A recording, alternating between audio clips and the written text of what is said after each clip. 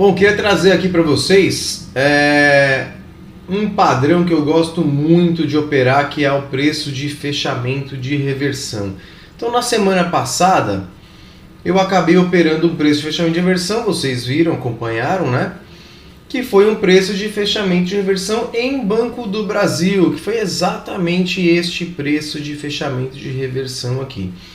E agora eu quero trazer para vocês, né? Por que eu gosto desse padrão, quando que eu opero esse padrão e por que eu não opero todos os preços de fechamento de reversão que aparecem, né? Não dá para operar todos que surgem no gráfico. Antes da gente falar propriamente do que é o preço de fechamento de reversão, a gente tem que entender que reversão, normalmente, quando a gente tem uma perna, como essa daqui, por exemplo, uma perna de baixa, a gente pode encontrar um candle de indefinição no final desta perna de baixa. Então, os candles de indefinição acabam sendo normalmente padrões que vão indicar para a gente possível reversão de tendência. Então, a gente vinha aqui nesta perna de baixa, apareceu, independente de ser um preço de reversão aqui, tá? Vinha na perna de baixo, aparece um candle aqui bem menor, com corpo bem menor, bem mais estreito do que os candles prévios, indicando então uma indefinição do mercado, se ele realmente quer continuar caindo ou se vai mudar a tendência e vai passar a subir. Então, padrões de reversão normalmente são iniciados a partir de candles estreitos, com baixa volatilidade, exatamente como esse candle aqui, tá? Dito isso, o preço de fechamento de reversão propriamente, o que ele é? Ele é um candle que tem mínima mais baixa do que a mínima dos dois candles prévios. Então vamos olhar aqui o candle 43. Ele tem uma mínima menor que a do candle 42 e menor que a mínima do candle 41. E ele tem fechamento acima do fechamento do candle 42. Então o preço de fechamento de reversão é formado dessa forma. Um candle que tem mínima menor que dos dois candles anteriores e fechamento acima do candle anterior, imediatamente anterior. E isso é o preço de fechamento de reversão. Mas eu não vou operar e não vou procurar operar todos os preços de fechamento de reversão. Eu preciso, mais do que a configuração do padrão, mais do que o setup, eu preciso ter um contexto, né? Eu preciso ter mais indicações de que a probabilidade dele dar certo é maior. Então não posso ter somente o preço de fechamento de reversão. Dá uma olhada aqui, ó. Esta barra 26 também é um preço de fechamento de reversão. Tem mínima menor que a barra 25 e menor que a barra 24. E o fechamento da barra 26 acima do fechamento da barra 25 é um preço de fechamento de reversão, mas ele é um preço de fechamento de reversão diferente deste aqui. E por que ele é diferente?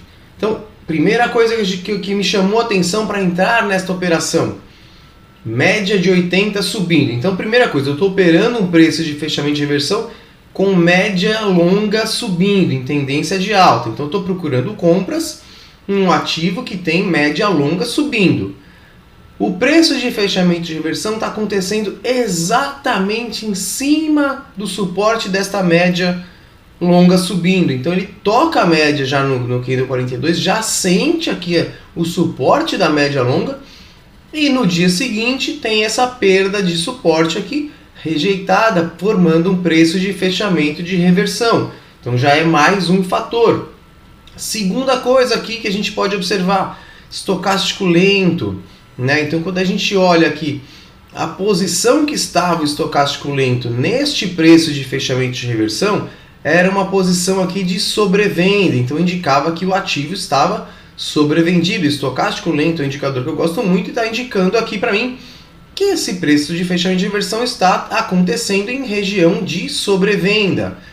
Outra coisa, esta linha vermelha aqui estava indicando para mim região de suporte de preços também. Então, a gente tinha em cima desta linha aqui, muita briga aqui. A gente pode voltar um pouquinho mais, a gente vê que é uma região onde acontece muita briga, é uma região de suporte. Então, a gente teve aqui o rompimento desse suporte com forte gap, Então, a gente sabe que gaps formam regiões de suporte.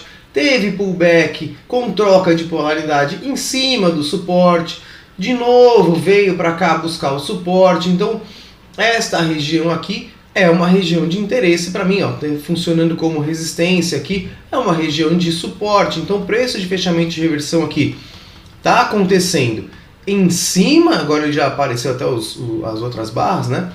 Em cima de uma região de suporte de preço, está acontecendo em cima da média longa, subindo, essa aqui é a média de 80 períodos, subindo e com estocástico lento sobrevendido. Isso aqui me chamou muito a atenção, tá? Mais do que outros preços de fechamento de reversão. Então, isso aqui é o que eu procuro. Preço de fechamento de reversão próximo de região de suporte de preços ou na região de suporte de preços, próximo de média longa e subindo e com estocástico lento sobrevendido. Esses preços de fechamento de reversão chamam sempre muito a minha atenção.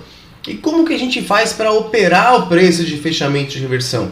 A gente vai procurar fazer a compra na superação da máxima do candle, que é o preço de fechamento de reversão, com o stop na mínima, projetando o nosso alvo 2 vezes o risco para cima. Então aqui eu pego essa ferramenta de projeção do Profit, marco aqui a minha entrada, então na superação, nesse caso aqui, de 38 e 32 eu faria a compra, 1 centavo acima, com stop aqui na mínima desta barra que é do preço de fechamento de reversão, com alvo 2 vezes o risco para cima. E aí esse trade que caminhou muito tranquilamente para o alvo aqui em 3 dias. Então o preço atingiu o alvo aqui, que nesse caso era R$ 40,30.